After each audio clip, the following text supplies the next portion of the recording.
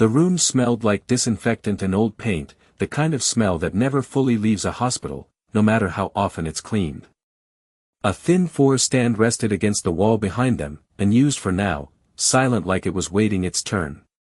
The man sat on the edge of the bed, shoulders hunched, eyes red and swollen. His face was pressed into the thick fur of his German shepherd, as if that was the only thing keeping him upright. The dog didn't resist.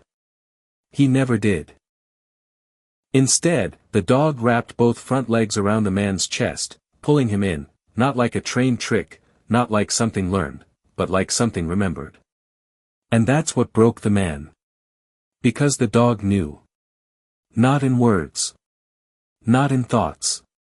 But in the way animals know storms before the clouds arrive. 7 years earlier. When Ethan first adopted Max, the shelter volunteer warned him. He's older. He's been returned twice. He doesn't trust easily. Ethan nodded like he understood, but the truth was, he didn't care. He wasn't adopting Max to save a dog. He was adopting him to survive himself. Back then, Ethan was a man who lived on autopilot. Divorced. Estranged from his brother. A job he tolerated, a house that echoed when he walked through it. Nights were the worst, too quiet, too long. The first night Max came home, the dog didn't sleep. He paced the hallway until 3 a.m., stopping every few minutes to check if Ethan was still breathing. Ethan noticed.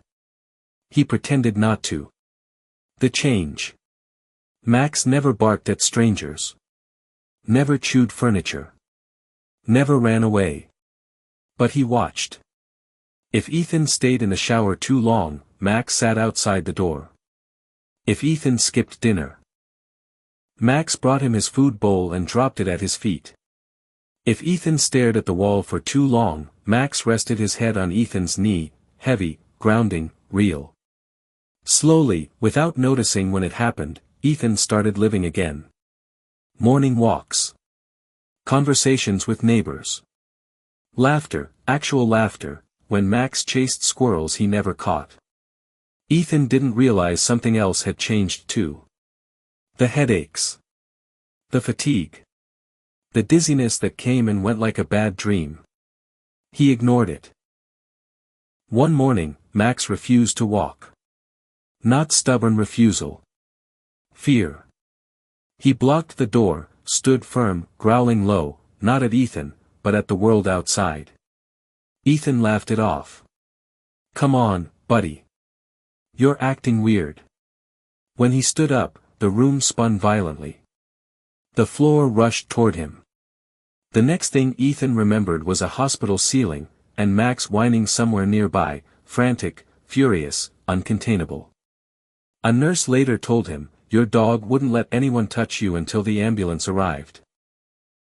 Another nurse whispered, "I've never seen that before." The diagnosis had been spoken gently, professionally, like doctors do when they know words can't soften truth. Aggressive. Advanced. Limited options. Ethan nodded, thanked them, asked practical questions, the way people do when they're not ready to feel yet.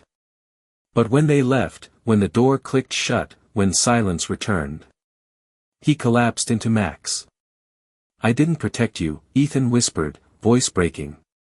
"You protected me. And now I'm leaving you." That's when Max did something he had never done before. He lifted his head, looked directly into Ethan's face, and began to whine softly, tears forming in his eyes, rolling down his muzzle. Not panic. Not fear. Recognition. The dog pressed closer, tighter, as if memorizing the weight, the smell, the heartbeat. Ethan cried harder, not because he was afraid to die, but because someone would miss him in a way no human ever had.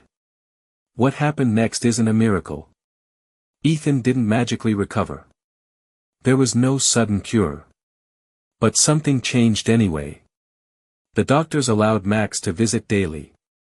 Nurses noticed Ethan's vitals improved after every visit. He ate more. Slept better. Fought harder. Weeks passed. Then months. Not because of medicine alone, but because love gave his body a reason to stay longer than expected. The last day. When the end finally came, it was quiet. No machines screaming. No chaos. Just Max, curled beside Ethan, head resting on his chest. When Ethan's breathing stopped, Max didn't move. He stayed there for hours. And when they finally led him away, Max looked back once, not confused, not searching. Just grateful. Because some beings come into our lives not to stay forever, but to make sure we were never truly alone when it mattered most.